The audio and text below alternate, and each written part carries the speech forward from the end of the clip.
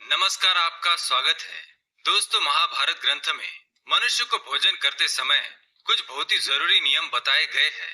अगर कोई मनुष्य इन नियमों का पालन करते हुए भोजन करता है तो उसे आरोग्य के साथ ही सुख, समृद्धि और वैभव की प्राप्ति होती है। शास्त्रों में बताए गए ये नियम वैज्ञानिक दृष्टिकोण से भी परिपूर्ण है। इस प्रकार से भोजन करने पर मनुष्य सभी देवी देवताओं का आशीर्वाद प्राप्त करता है। अतः आप भी भोजन करते समय इन नियमों का पालन अवश्य करें।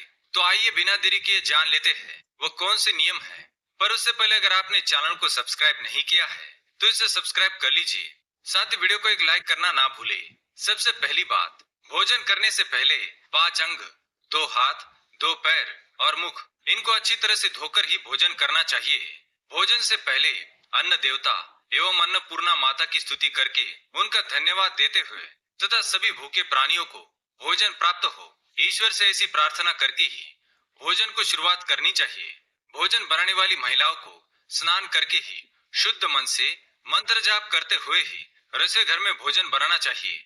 सबसे पहले 3 रोटियां, एक गाय के लिए, एक कुत्ते के लिए और एक कौवे के लिए अलग निकाल कर फिर अग्निदेव को भोग लगाकर ही घर वालों को खिलाना चाहिए। भोजन किचन में बैठकर ही सभी के साथ करें।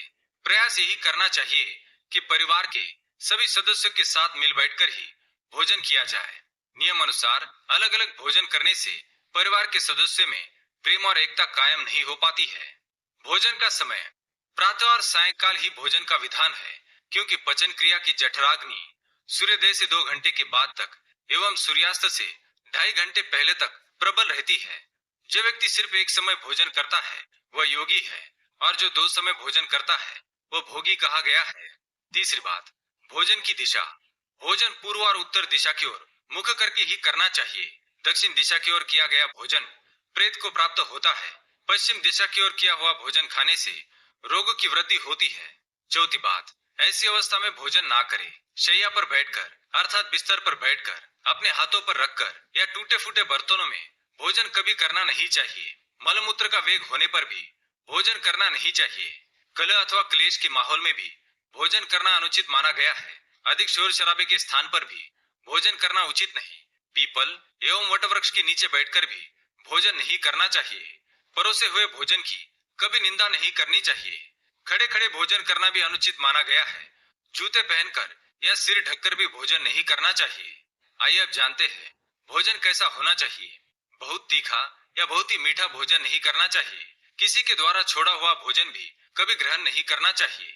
आधा खाया हुआ फल, मिठाइयाँ आदि फिर से नहीं खानी चाहिए। खाना छोड़कर उठ जाने पर दोबारा भोजन कभी करना नहीं चाहिए। जो कोई भी ढिंडोरा पीटकर खिला रहा हो वहां पर जाकर कभी भोजन नहीं करना चाहिए। पशु या कुत्ते के द्वारा छुआ हुआ भोजन कभी करना नहीं चाहिए। रजस वाला स्त्री के द्वारा परोसा गया भोजन भी करना अनुचित है। श्राद्ध का निकाला हुआ, बासी या मुंह से फूंक मारकर ठंडा किया गया भोजन भी करना अनुचित है। बाल गिरा हुआ भोजन भी ना करे। अनादर युक्त अवहेलना पूर्ण परोसा गया भोजन भी कभी ना करे। कंजूस के द्वारा वैश्या के हाथ का, शराब बेचने वाले का दिया भोजन भी और ब्याज का धंधा करने वाले व्यक्ति का भोजन भी कभी करना नहीं चाहिए। छठी बात, भोजन करते समय ध्यान रखें। भोजन के समय मौन रहे। रात्रि के समय भरपेट ना खाए। अगर भोजन करते समय बोलना आवश्यक है तो केवल सकारात्मक बातें ही करें। भोजन करते समय किसी भी प्रकार की समस्या पर चर्चा ना करें। भोजन को बहुत चबा चबा कर खाए। सबसे पहले मीठा, फिर नमकीन और अंत में कड़वा खाना चाहिए। थोड़ा सा भोजन करने वाले को आरोग्य, आयु, बल, सुख, सुंदर संतान और सौंदर्य प्राप्त होता है। सातवीं बात, भोजन के पश्चात क्या नहीं करना चाहिए। भोजन के तुरंत बाद पानी या चाय नहीं पीना चाहिए। भोजन के पश्चात घुड़सवारी, दौड़ना, बैठना, शौच आदि प्रकार के कार्य नहीं करने चाहिए। भोजन के बाद क्या करें। भोजन के पश्चात दिन में भोजन करने के पश्चात टहलना चाहिए और रात्रि के समय 100 कदम टहलकर बाईं करवट में लेटना अथवा वज्रासन में बैठने से भोजन का पचन अच्छे से होता है। भोजन के 1 घंटे के बाद मीठा दूध एवं फल खाने से भोजन का पचन अच्छी तरह से होता है। भीष्म पितामह ने अर्जुन को दिए महत्वपूर्ण संदेशों में कहा गया है कि जिस थाली को किसी का पैर लग जाए उस थाली का त्याग करना चाहिए। ऐसी थाली विष्ठा के समान त्याज्य होती है। भीष्म पितामह कहते हैं कि भोजन के दौरान थाली में बाल आने पर उसे वहीं पर छोड़ देना चाहिए। बाल आने के बाद भी खाए जाने वाले भोजन से दरिद्रता का सामना करना पड़ सकता है। भोजन पूर्व जिस थाली को कोई लांग कर गया हो, ऐसे भोजन को भी कभी ग्रहण नहीं करना चाहिए। इसे कीचड़ के समान छोड़ देने वाला समझना चाहिए। भीष्म पितामह ने अर्जुन को बताया कि एक ही थाली में भाई भाई भोजन करे तो वह अमृत के समान हो जाती है। ऐसे भोजन से धन धान्य, स्वास्थ्य और लक्ष्मी की वृद्धि होती है। भीष्म पितामह के अनुसार पति पत्नी को एक ही थाली में भोजन करने को निषिद्ध माना गया है। भीष्म पितामह के अनुसार एक ही थाली में पति पत्नी भोजन करते हैं तो ऐसी थाली मादक पदार्थों से भरी मानी जाने वाली होती है। पत्नी को पति के भोजन के उपरांत ही भोजन करना चाहिए। इससे घर में सुख समृद्धि बढ़ती है। तो दोस्तों, ये थी वो महत्वपूर्ण बातें जो महाभारत में बताई गई है।